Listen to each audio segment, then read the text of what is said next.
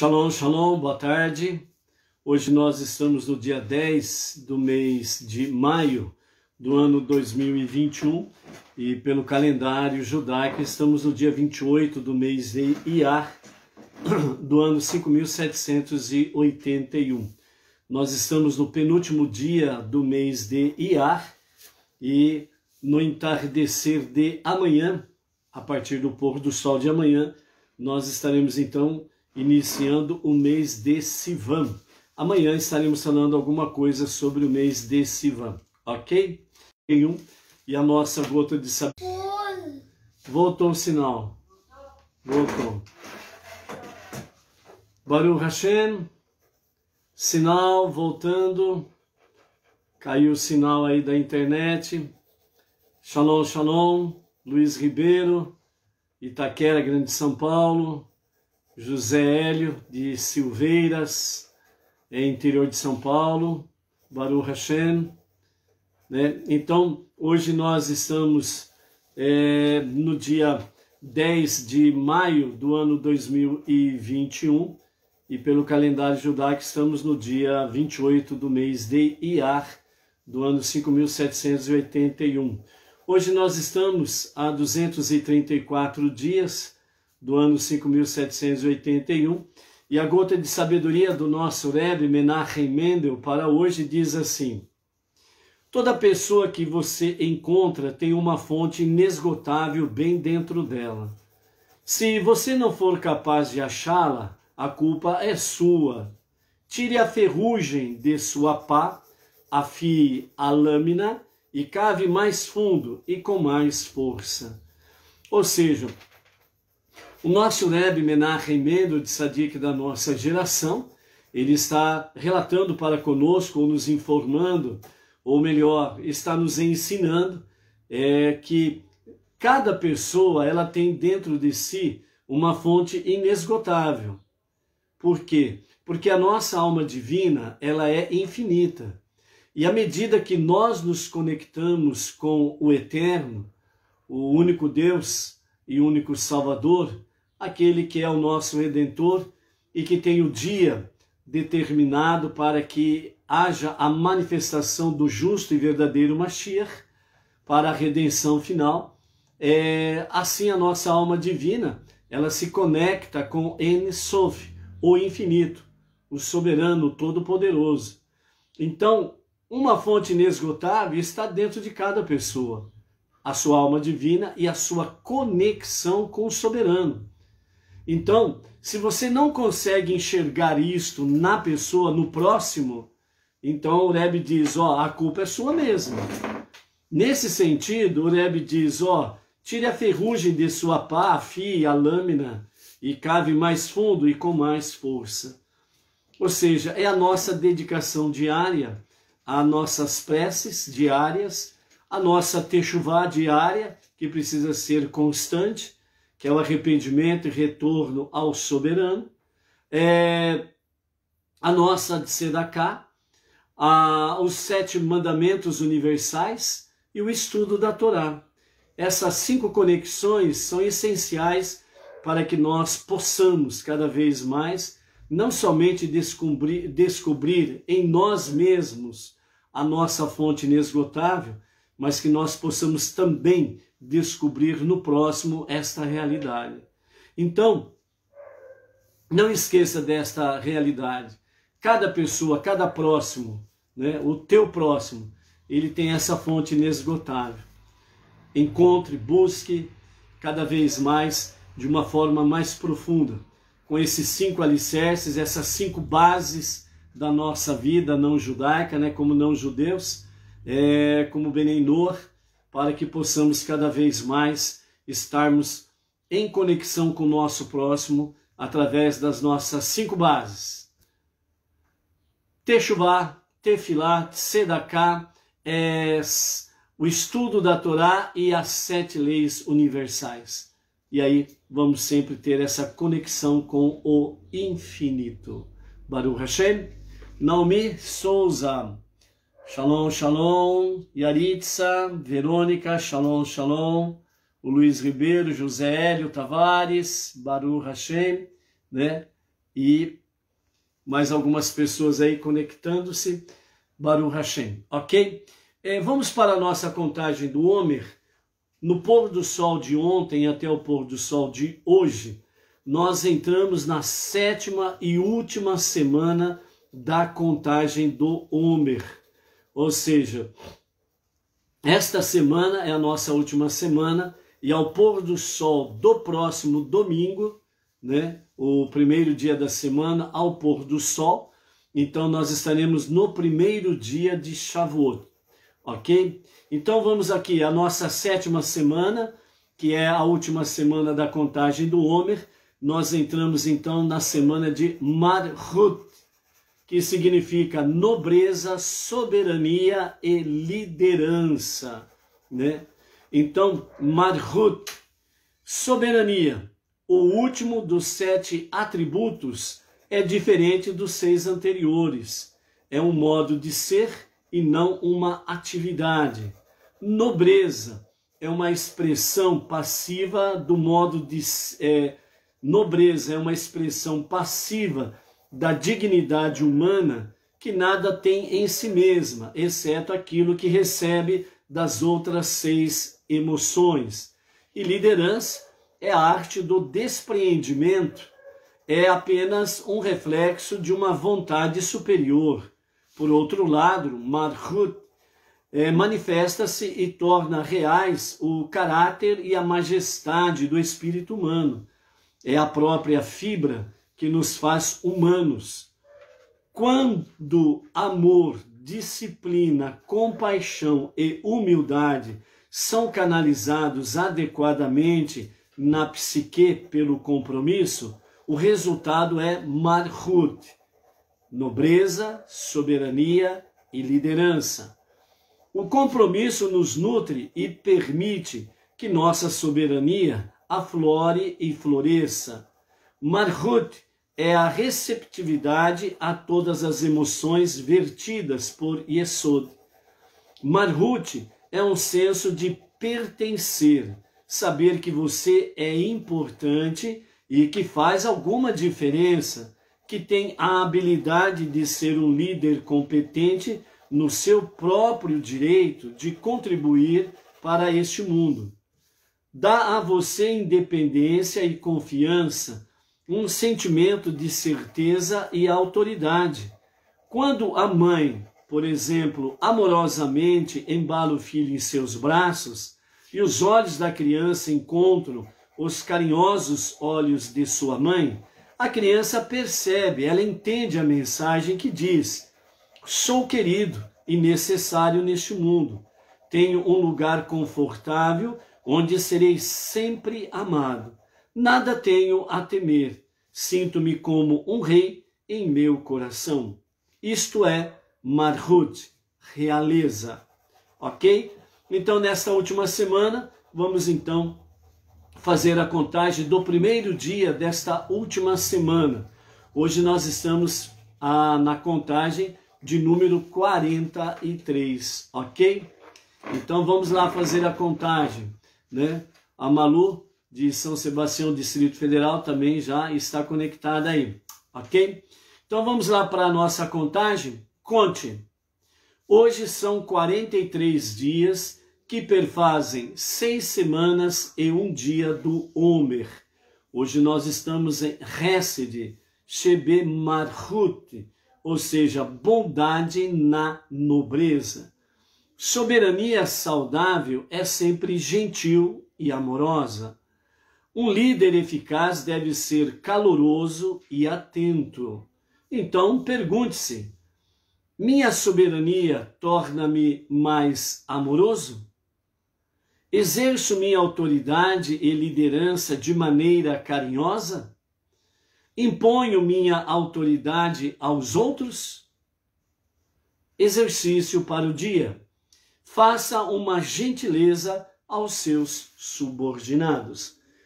Então, esse é o exercício do dia e esta é o desafio, né, para o nosso dia de hoje, o primeiro dia da última semana da contagem do Homer, ok? nós estamos no primeiro dia da contagem do Homer da 7ª semana. No dia da semana, nós estamos no 2º dia, ok? Então, às vezes, né, aquela falta de contato constante, diário, né, com a questão judaica e data judaica, às vezes a gente acaba se confundindo, né? Mas na realidade é isso daí. Nós estamos na semana normal, 2º dia da semana normal. Portanto, hoje nós estamos no 2º dia para o Shabat. Nós, ao pôr do sol de ontem até o pôr do sol de hoje, nós iniciamos a 7ª semana da contagem do Homer. Por isso, na última semana da contagem do Homer, nós estamos no primeiro dia dessa contagem da semana do Homer, ok? Luciana Rodrigues, Marília, interior de São Paulo, nossa região aqui de Bauru, Shalom, Shalom. Hoje é o dia de Jerusalém. Pelo calendário hoje, 28 de Iyar, hoje é a contagem, hoje é o dia de Jerusalém, né? Então hoje Jerusalém faz aniversário, né? No sentido da reconquista do muro, conhecido, né, o Muro das Lamentações, o Kotel, ou, né, a reconquista da cidade velha de Jerusalém sob o domínio, desde 1967, sob o domínio, voltou para o domínio judaico, melhor dizendo, ok?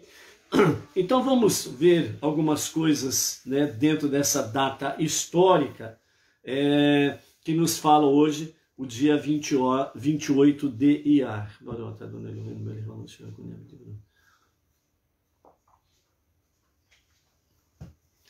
Então, 28 de Iyar, no ano 5727, a contar da criação, e no nosso calendário da Era Comum, 1967. Vamos ver o que aconteceu.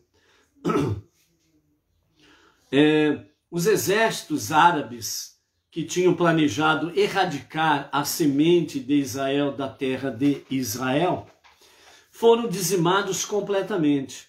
O cerco dos inimigos ao redor das fronteiras de Israel foi derrubado e a cidade eterna de Jerusalém, que tinha quase todos os seus locais sagrados ocupados pelos árabes e proibidos para os judeus, foi recuperada e reunificada como uma cidade única para os seus herdeiros naturais, os judeus. Todos os locais que carregam a glória antiga, todos os lugares sagrados e santificados por gerações de judeus, acolheram os seus filhos de volta depois de tantos anos de afastamento forçado. 2 dias antes, ou seja, no dia 26 de Iyar, os exércitos combinados do Egito, Síria e Jordânia, reforçados por seus irmãos árabes de perto e de longe, cercaram as fronteiras de Israel, prontos para atacar, armados com um poderoso arsenal de armas de destruição, fornecido por seus aliados russos. Eles arrogantemente declararam: atacaremos do norte, do sul e do leste, e jogaremos os judeus no mar a oeste. Mas a providência divina decidiu que nada disso aconteceria. Ou seja, eles não pediram permissão para o soberano, o Criador de todas as coisas, do mundo visível e invisível. Eles não pediram permissão para o soberano se eles poderiam fazer isso. Então, a providência divina decidiu que nada disso aconteceria. O exército de Israel, embora claramente em inferioridade numérica e também de potencial bélico, né, destruiu os exércitos inimigos e capturou vastas extensões do território. A guerra teve início no dia 26 de Iyar e foi até o dia 2 de Sivan. No dia 2 de Sivan, o rugido da batalha cessou. Durante esses 6 dias, em 1967, a guerra conhecida também como a Guerra dos 6 Dias, as tropas israelenses foram vitoriosas em todos os campos de batalhas e alcançaram todos os seus objetivos.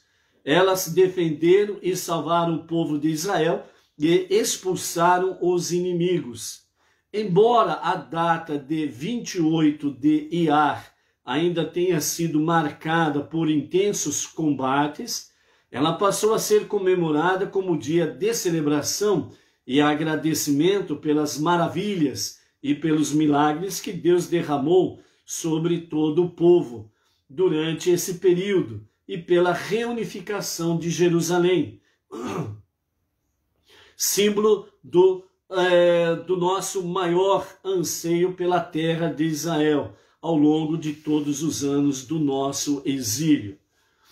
No dia em que todos os soldados dos exércitos árabes se encontravam de prontidão, tensos à espera da ordem de atacar e destruir Israel no dia 26 de Iyar, os jovens combatentes de Israel os antecederam em 1 hora.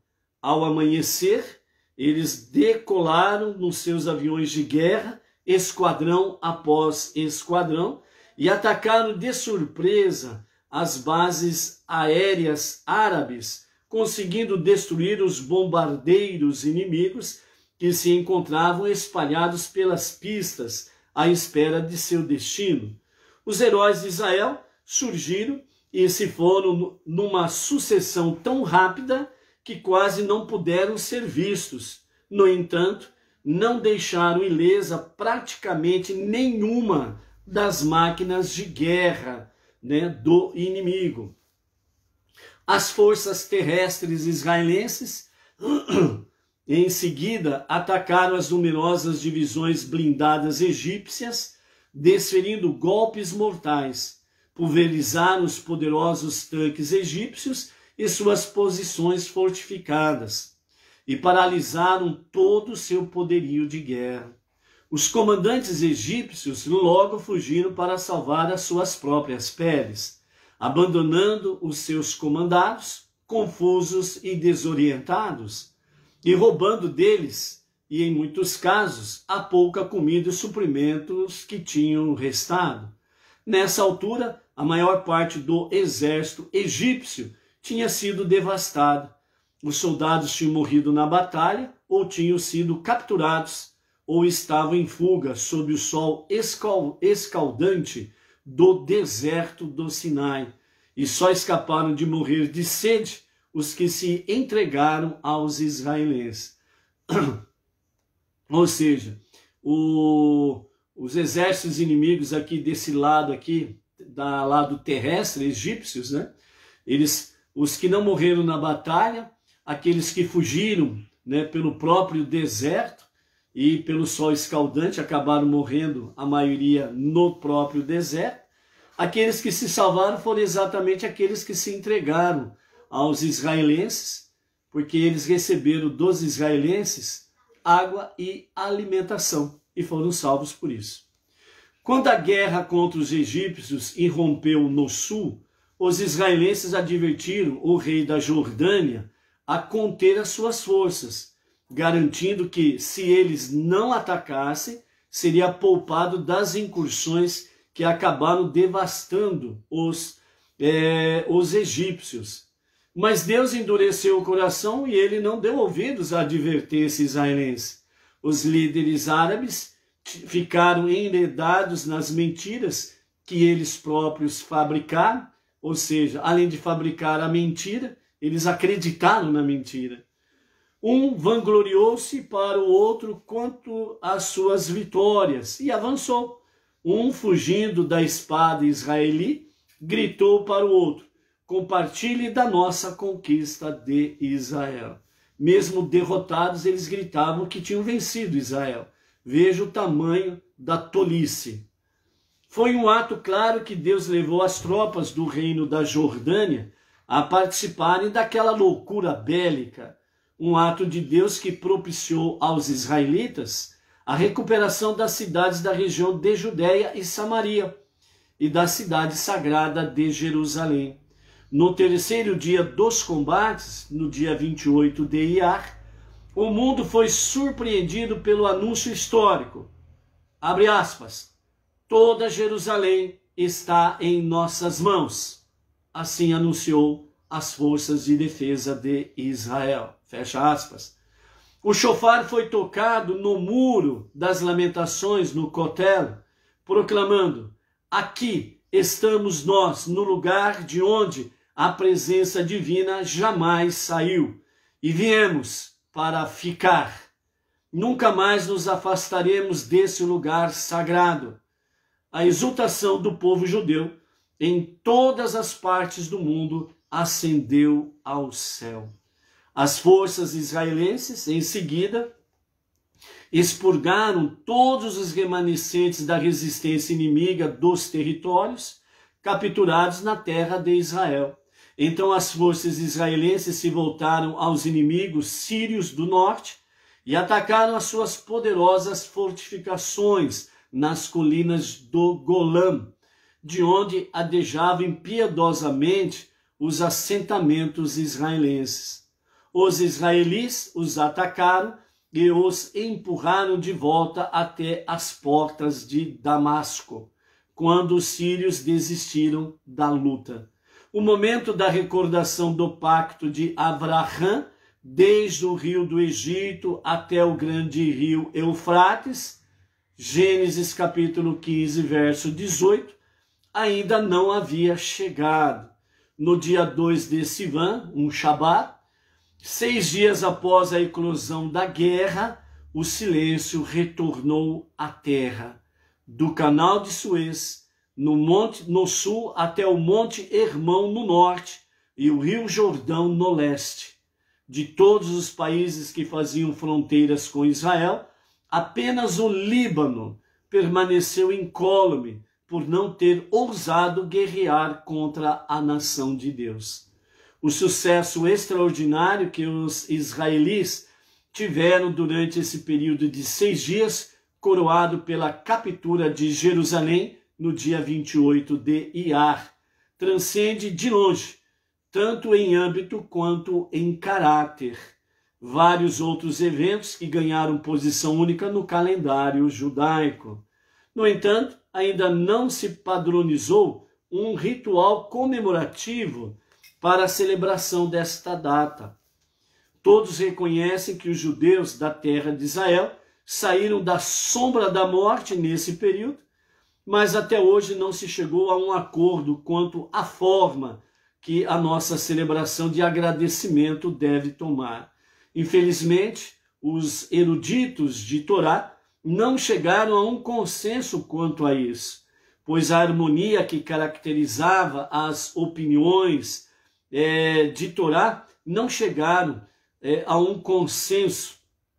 E dessa forma, então, os sábios das gerações anteriores, as suas opiniões e o bom senso não existe mais.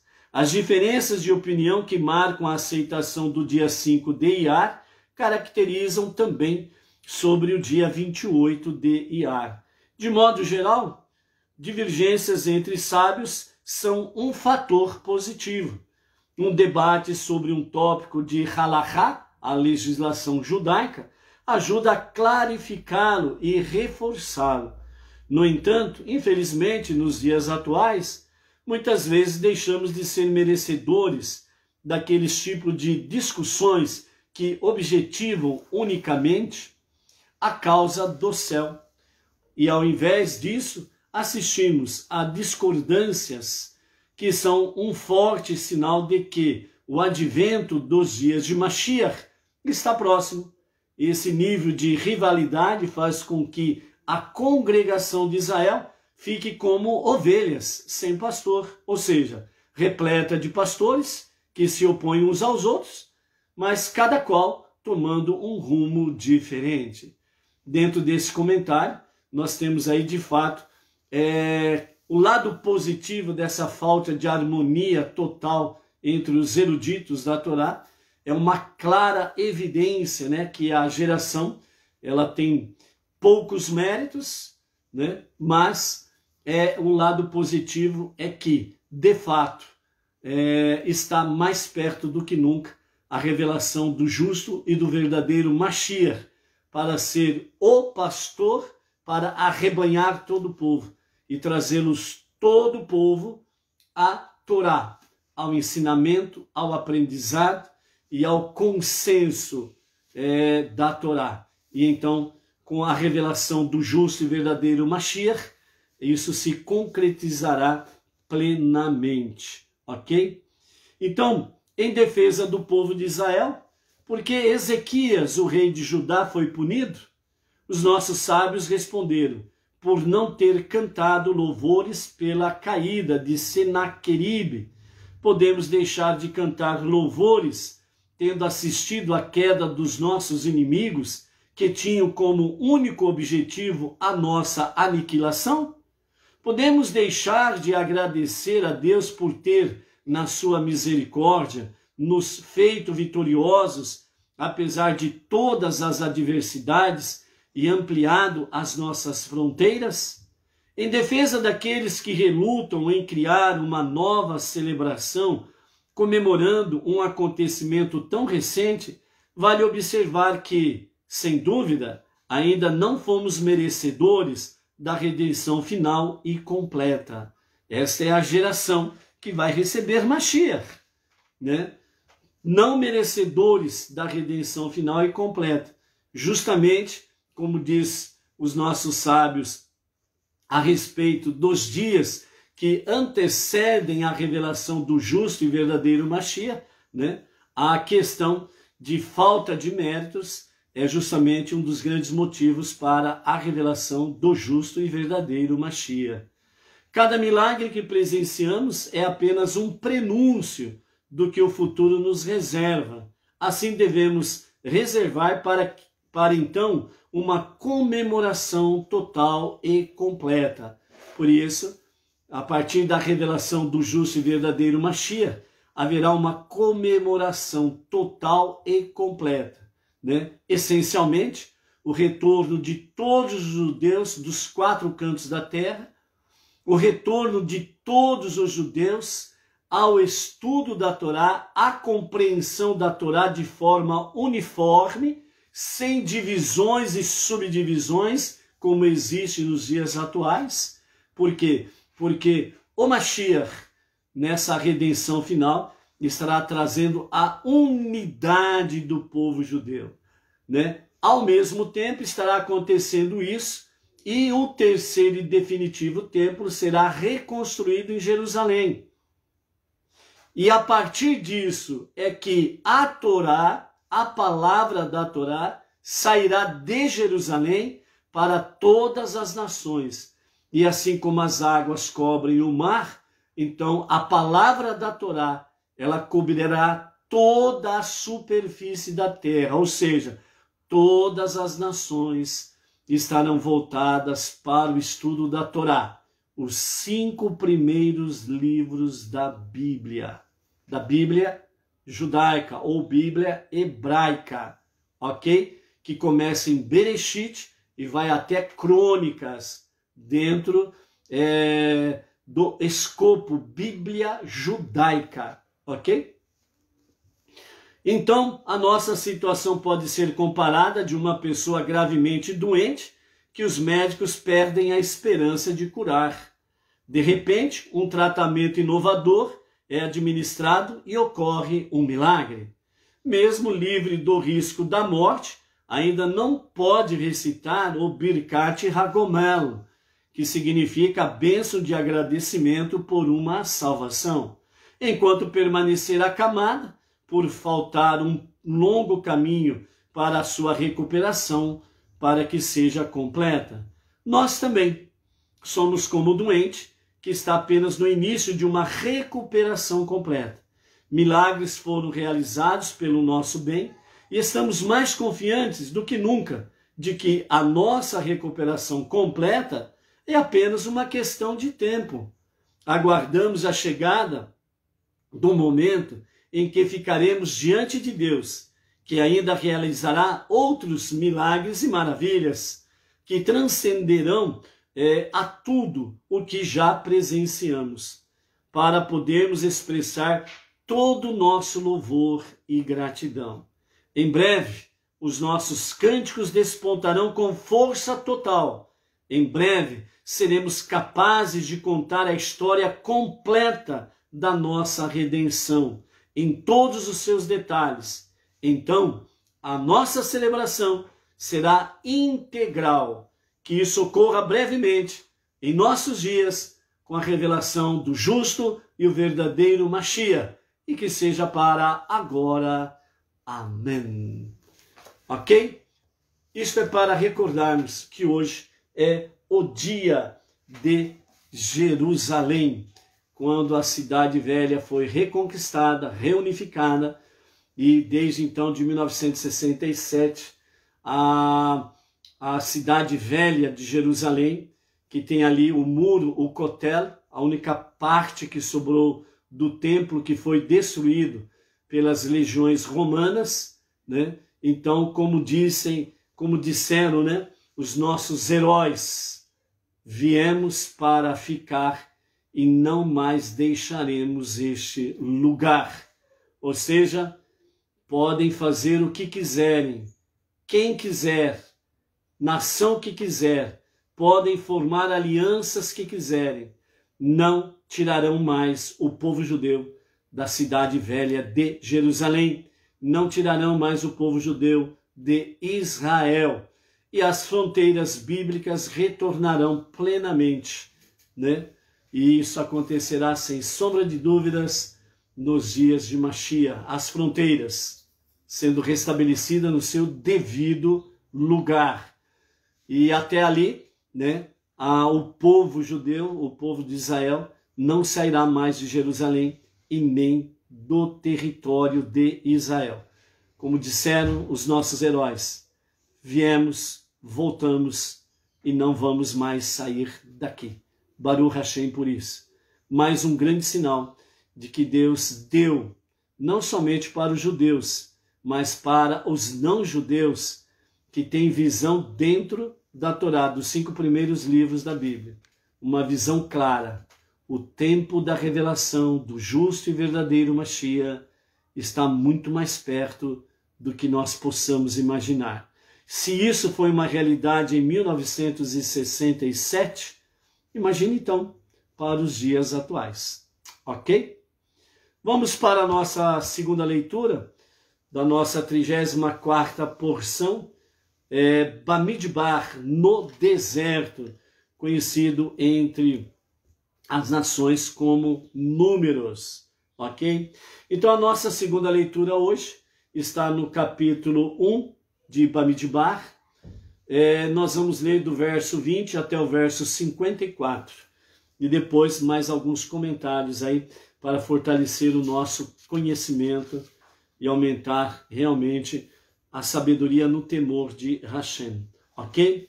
Então vamos lá, capítulo 1, a partir do verso 20 até o verso 54, é a nossa segunda leitura, nossa segunda aliá.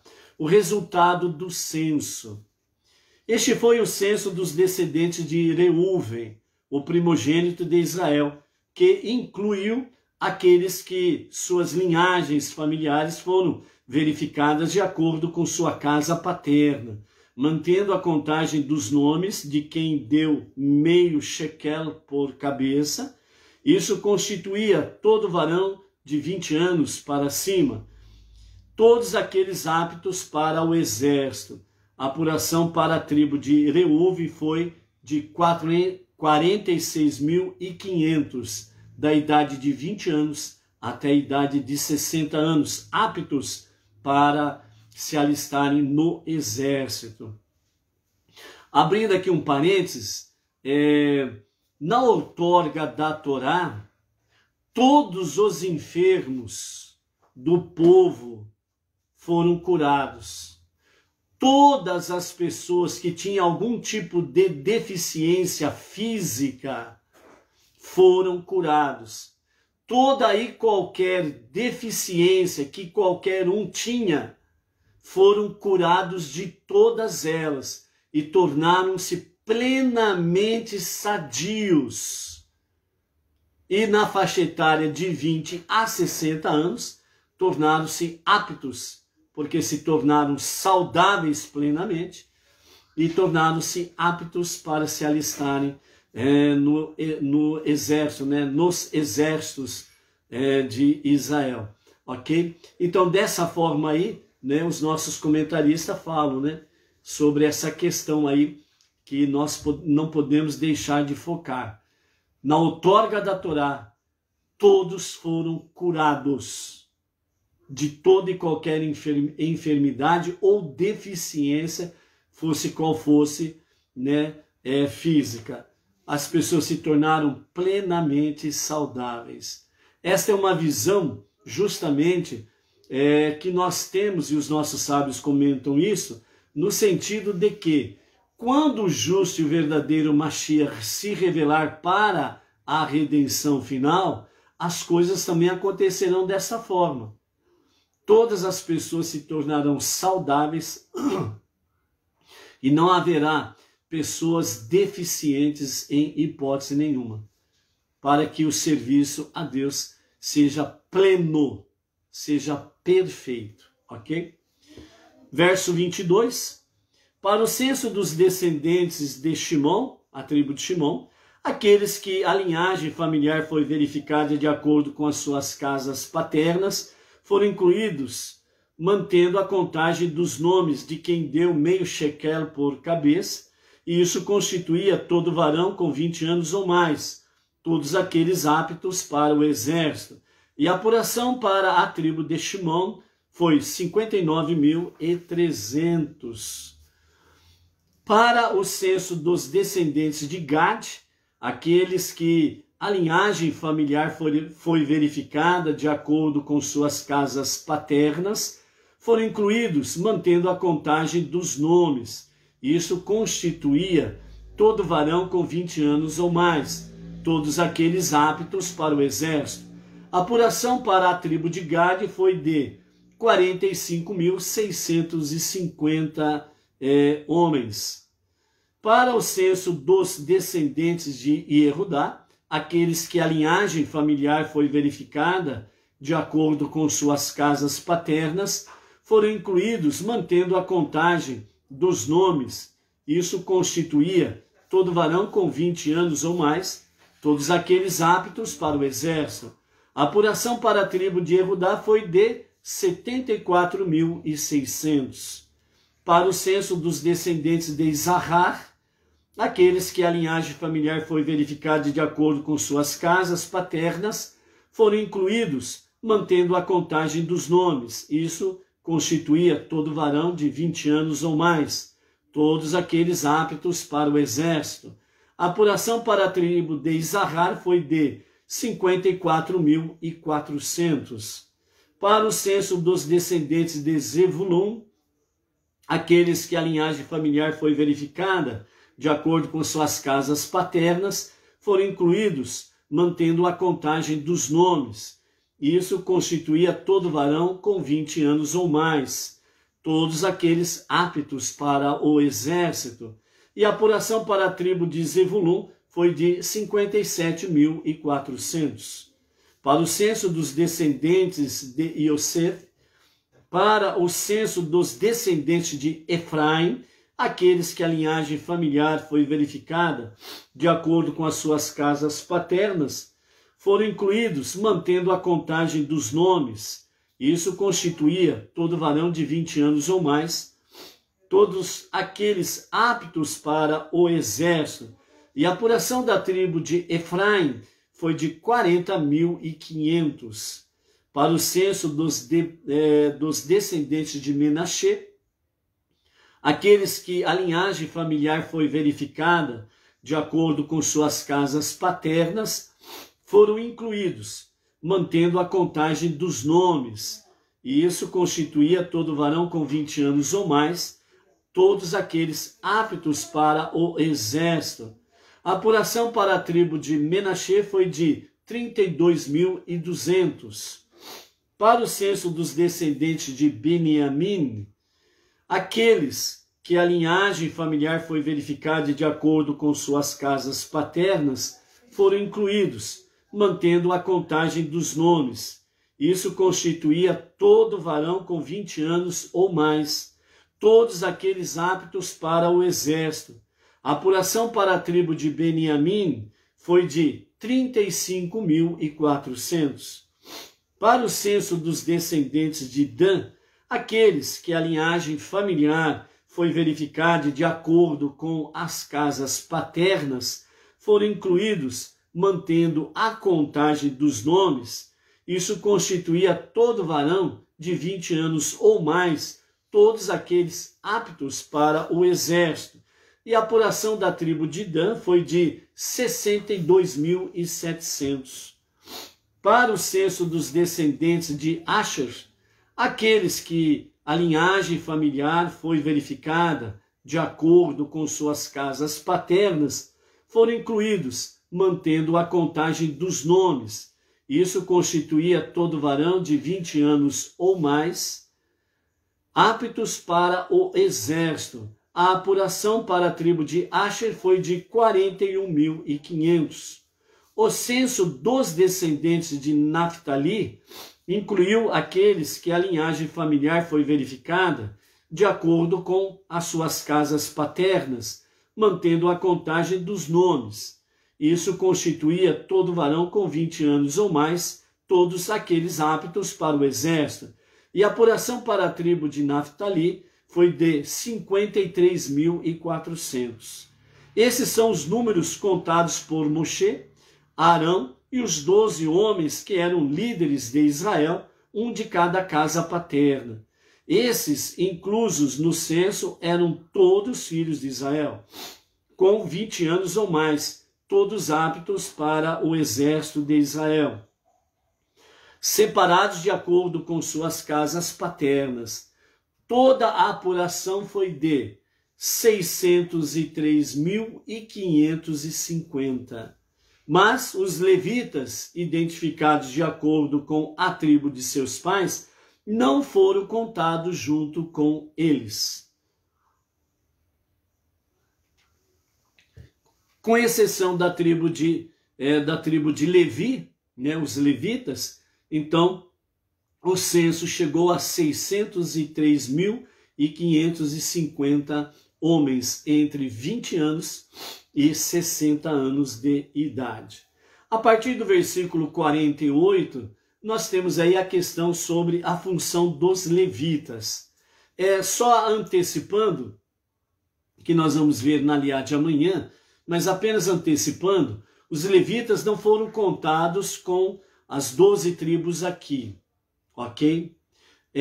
Lá no capítulo 3, a partir do versículo 14 até o versículo 39 do capítulo 3, nós teremos aí a contagem dos levitas. É uma contagem separada das outras tribos. Então, nessa contagem separada dos levitas, né, nós vamos ver aí os detalhes dessa contagem, mas apenas só antecipando, né? A contagem dos levitas deu 22.000. Ok? Mas nós vamos ver os detalhes dessa contagem posteriormente, ok? Então aqui, vamos ver aqui na continuidade a função dos levitas a partir do capítulo 1, verso 48 de Bamidbar, né? No deserto, Números. Deus falou a Moshe dizendo: somente não conte a tribo de Levi, não calcule o número deles junto com os dos filhos de Israel. Você aponte os levitas como responsáveis pelo tabernáculo do testemunho, por todos os seus utensílios e por tudo que pertence a este. Eles carregarão o tabernáculo e todos os seus utensílios. Eles servirão nele e eles acamparão ao redor do tabernáculo. Quando o tabernáculo estiver para partir, os levitas o desmontarão. E quando o tabernáculo fizer um novo acampamento, eles o armarão. Qualquer pessoa não autorizada que se aproximar para participar será morto. Quando os filhos de Israel acamparem, cada indivíduo estará em seu próprio acampamento de sua tribo, e cada um deverá estar em sua divisão geral de 3 tribos. E os levitas sozinhos acamparão em torno do tabernáculo do testemunho, de modo que não haja nenhuma ira divina sobre a congregação dos filhos de Israel. Os levitas sozinhos guardarão o tabernáculo do testemunho. Os filhos de Israel fizeram tudo que Deus ordenou a Moshe, e eles o fizeram de modo preciso. Aqui nós encerramos então a nossa segunda aliá, ok? Baruch Hashem, Roberval Ribeiro, Baruch Hashem, Shalom, Shalom. Quando nós vemos aqui do versículo 28 até o versículo 54, com referência à função, né, dos levitas, então o pensamento racídico, ele nos traz a seguinte questão. O principal papel dos levitas era o estudo de Torá. Eles foram separados para ensinar ao público sobre seus modos moralmente elevados e as suas leis. Em contraste, o caminho espiritual da maioria dos judeus é denominado pela observância prática dos mandamentos. Então aqui o pensamento racídico já nos ensina esse pequeno, grande e maravilhoso detalhe, que é o quê? A tribo de Levi, ela foi separada exclusivamente para o estudo da Torá, e dentro disso eles foram separados para ensinar, né, o povo de forma geral os seus modos moralmente elevados e suas leis justas. Nós vamos ver realmente ali no livro de Devarim uma observação que Moshe fala nos seus aconselhamentos finais para a nação de Israel, dizendo: as nações, elas verão em ti esse grande detalhe, a sua moral, o seu modo moral muito elevado acima de todos os padrões das nações, e as suas leis justas mais acima de todos os padrões de leis das nações. E as nações dirão realmente que vocês são um povo sábio, que tem um Deus real e verdadeiro, que está sempre junto de vocês, e que vocês têm realmente, diante de todas as nações, um padrão muito elevado, moral e de justiça. Então, nessa forma aqui, nós estamos vendo esse papel, essa função preciosa a qual Deus separou a tribo de Levi, os levitas, para poderem trazer realmente cada dia mais os estudos da Torá, trazendo tudo aquilo que é concernente ao serviço de Deus.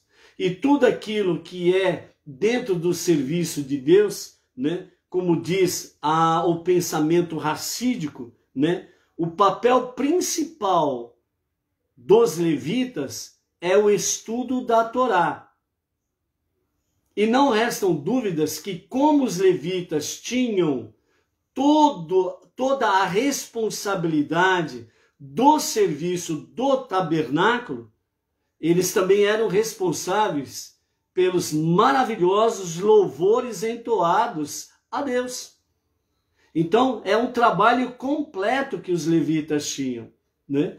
E os nossos sábios do pensamento racídico mostram essa questão. O papel principal é o estudo da Torá e ensinar realmente ao povo, né, os seus modos moralmente elevados e as suas leis justas. E dentro do serviço do tabernáculo, eles eram também responsáveis, né, pelos maravilhosos louvores entoados ao soberano, ao supremo, o nosso Deus, ok?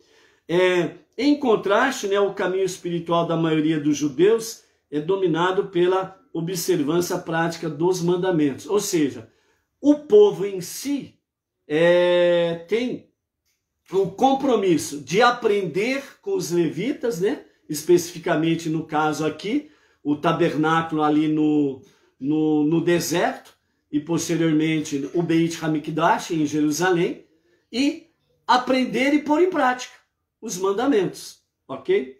Então, as mitzvot, os mandamentos, foram dados com um número fixo de 613 mandamentos.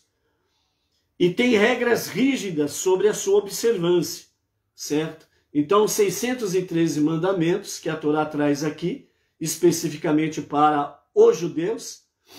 Os 613 mandamentos, eles serão plenamente, né, restaurados nos dias de Mashiach.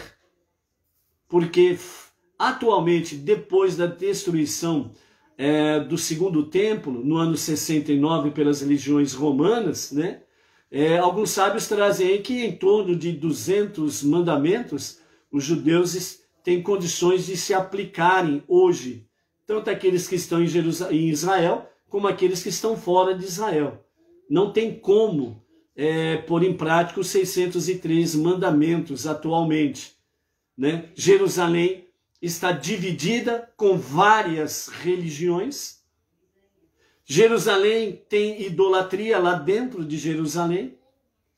O templo ainda não foi construído, o terceiro e definitivo templo, né? Então, tem muita coisa ali para ser realmente restaurada. E outra coisa, a grande diáspora que aconteceu a partir do ano 69, com as legiões romanas destruindo Jerusalém e, além de assassinar de forma cruel crianças desde o ventre da mãe até pessoas de idade, né, sem distinção, né, os que conseguiram fugir foram levados às nações, a grande diáspora. Ela ainda é uma realidade, porque entre as nações ainda há a presença judaica, sem sombra de dúvidas. Nos dias de Mashiach, essa diáspora chegará ao seu ponto final, ok?